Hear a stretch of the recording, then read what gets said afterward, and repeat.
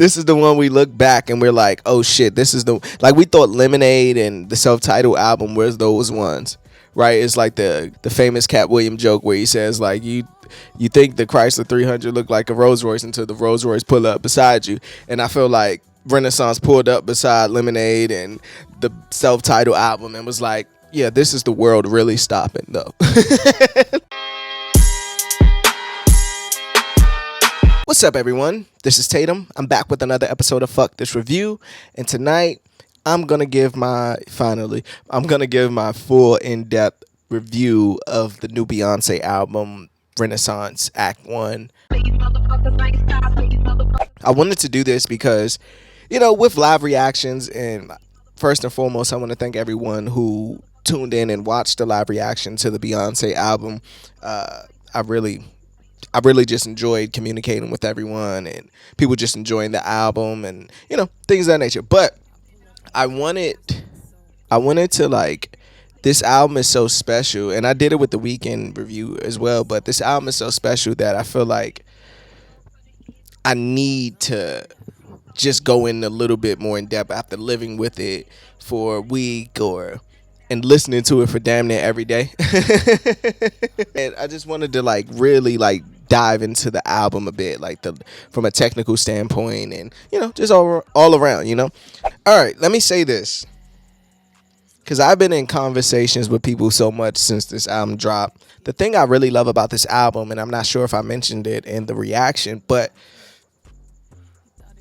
to me, it's the first Beyonce album that feels like, this is going to sound very dramatic and exaggerated, but I feel like it's the first Beyonce album where I felt like, oh shit, you're like you're artist, like, and that's not a knock to Beyonce in any way, shape, or form. It's just that, like, I know how great she is, but I never kind of put her with the Dylans or you know what I mean? Like, it's different. It's different tiers, like the Stevie Wonders and things of that nature. And that's just my opinion on it. But this album, I felt like this album wasn't, for lack of better words, safe at all. And that's when the artist does the unsafe album, that's when I be like, oh, okay, you're an artist. Like, because you could just easily keep doing the same formula that got you where you are and kept you where you are. And not said that Beyonce does that or did that, but she has a formula too. Like, the formula. But this one felt like, oh, this is your one. This is the one we look back. And this is going to be a ramble, but fuck it. This is the one we look back and we're like, oh shit, this is the, like, we thought Lemonade and the self-titled album was those ones, right? It's like the famous Cat Williams joke where he says like, you think the Chrysler 300 looked like a Rolls Royce until the Rolls Royce pull up beside you. And I feel like Renaissance pulled up beside Lemonade and the self-titled album and was like, yeah, this is the world really stopping though. And they have, like, I haven't seen a reaction like this to a Beyonce album since B-Day. To me, B-Day was the last Beyonce album where I felt like I heard every single woman playing every single song off that album. Like, every single song. And I feel like Renaissance has that. Not to mention the production on here, the transitions into each record is like, oh, you're supposed to listen to this straight through. Like, it gotta be, okay, case in point, right? And I want to talk about some of the songs as well, but I'll just break my soul. When I heard the song, I have a reaction to that too, but I heard the song, I was like, this is a cool song, it's good. But within this album sequence coming after Energy, and it just flows right in. I'm not sure if it's mixed better or like just because it's masked. I'm not sure of anything of like that, but it just sounds so much better in that sequence of the album. Like, it's like a highlight for me, and usually I don't even like singles on the album. Just to start from the top, when I listen to I'm That Girl, it gives me like Yeezus vibes, like On Sight. Like, it's just so abrupt and like, these motherfuckers ain't stopping me. Like, the tempo's changing. It's going up and down, slow down. Like, and then she's coming in with this braggadocious Beyonce that's like, she didn't even want this power.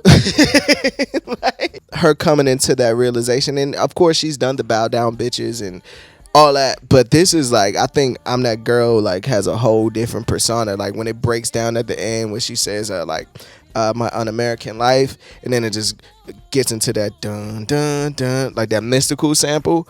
I'm not sure if it's a mystical sample, but it dun dun dun, like that shit right there. I just like the imagery that I could see, that painting of just a bad bitch walking across and just like queen shit, just like crushing all the peasants. Like I know that was exaggerated. But that's what I see when I hear that part. I'm a very visual person, so when I listen to music and things, I paint the scenario just like I'm pretty sure most people do. But also that's the reason why I was in the comments. I forget the name, but I told somebody like I'll be cool if she doesn't do any videos.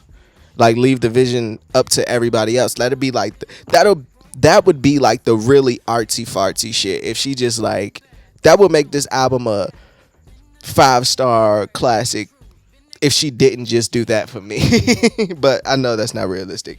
The transition to go into I'm That Girl to Cozy, and just that representation of blackness, and like I'm the blackest motherfucker, like to have that soundbite in there and just uplifting herself and her sisters and letting people know. And obviously she doesn't even have to do this at this point, but just letting you know like I'm comfortable in my skin, you could be comfortable in yours too. You know what I mean? Alien Superstar, I told everybody from the rip that song was like out of this world, no pun intended. I really wish Pulse was still like that song Alien Superstar would fit so perfect, even though it's in the 80s and 90s. Her embodying that I want to choose my words carefully, like that drag nightlife New York 70s, like that whole vibe within that song, even the way she's talking, bad bitch, I'm the boss, like doing those types of vocal performances, I guess. And let me just stop right now and while I'm on it, her vocal performance on this album is probably some of her best she's ever done. And I don't even just mean from a runs or just like a singing aspect, but the tones that she's using. Another thing why it makes me like, this is really an art album, because like bad bitch, I'm the boss, like embodying that MC voice from those nightlife scenes, you know what I mean? Like very Madonna-esque, like, you know. And two, I can't forget that fucking remix to Break My Soul is just dope too. Had to throw that in there. And I love how after Alien Superstar, which is again, Alien Superstar is probably one of her most courageous songs to date. I'll say that. Going to Cuff It, I feel like just from a sequence standpoint, she was like, all right, let's bring it back down. Like even the way it comes on, dun, dun, dun, dun, and then it just flows and I feel like falling in love.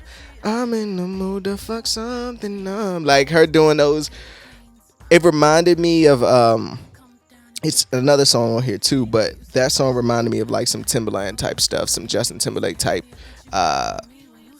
just sound wise, more Timberland, but it sound like Cuff It, and I think it's Virgo Groove can live on like a 2020 vision experience, if that makes sense. Energy. I like to keep controversy away from this channel, but I will say just on the Khalees thing, it's a very unfortunate situation of just egos, manipulation, business, music industry. Like it's just a bunch of unfortunate shit. Like a moment that should be just like, I'm pretty sure Beyonce did the La La La out of homage, and because who don't love Khalees? Like, and we still do even after this day. It's a lot of people I see attacking her, but I think her fight was misaimed. Like Beyonce caught a huge stray, and it was a big stray because it's Beyonce and nobody says anything about Beyonce, but the Neptunes and Pharrell and Chach were the primary things. And then even with that situation, it made me seem like, damn, they did it again. They got two black women to go against each other and cut their heads off each other while the man is in the back getting away scot-free. So, because at the end of the day, Khalees gets taken off a record. It's just an unfortunate situation that didn't need to be, but great record to go into Break My Soul again, which I mentioned. Church Girl, I love seeing all the videos of like the grandmas and aunts and moms reacting to it. It's beautiful. That beat is crazy as well, but fuck that. I used to love Church Girl off the first couple listens, but it's kind of lowering on my list. but Plastic Off the Sofa has stayed there, and it's my top song on this whole album. That song right there gives me that I'm a dangerously in love Beyonce fan, like R&B really driven kind of Beyonce. And this song Plastic Off the Sofa gives me that what's the joint with Ghostface? Summertime. Like it has that kind of like vibe to it that it just, and her runs on there is just insane. I just saw Chloe doing, not Kardashian, that would have been funny, doing I guess it's the Plastic Off the Sofa challenge, and I was like, man, that shit is just amazing. Beyonce just dropped her nutsack on just vocal performances. Like, I've been doing these runs just for nothing. The end run on Plastic Off the Sofa, and I believe it's the end runs at the end of Virgo's Groove, is just insane. Move is fucking amazing. That switch mid song where it goes into the Tim's kind of vibe. Find me, I don't need to. That part is just my favorite. This is how we move. And I love how the hook is so simple but not over the top. That's a simple hook with not, and it just fits so perfect. Heated is one of the ones that I'm gonna get attacked for because I like the song, but it's not. I don't feel the hype around it as I see everybody else feel. That's just me though. Maybe I'm just over the Drake sound. I don't know. Thick, crazy. All Up on Your Mind. It's a cool record. It's one of the ones that I feel like I could live with or live without. Still a great record, but it's like I could live with it. Or I could have it or don't. It don't matter. Pure Honey is just insane. Her ending it with Summer Renaissance with the Donna Summers. I believe interpolation. We just forget sometimes. So it's good when artists just shows that. Let me get into my best songs. I did enough. That's the review. I did enough. Plastic Off the Sofa, Move. Oh, fuck. America Has a Problem. Sorry, I didn't talk about America Has a Problem, but America Has a Problem is fucking insane. Like, every time I hear that song, it's just, I don't know if it's because that hip hop, early 90s, late 80s, Miami bass beat to it, or just like, nigga, I'm bad. Like, with the LL Cool J type swag. Call me when you want to get and the whole song is just like hook. Like every song, well, you can't get no higher than this. Nothing got you higher than this. No, I think America Has a Problem it's my favorite. Top 3. It switches with Plastic Off the Sofa, but that song is just amazing, bro. Like, from a production standpoint, to recreate that sound, oh, that shit is so fucking dope. Sorry.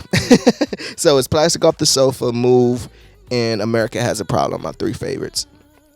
With Alien Superstar number 4, if I could mention it. Worst song, to me, I know I'm gonna get tomato, but to me it's between Heated and All Up in Your Mind. But I'll go with All Up in Your Mind just because I really just don't need that song.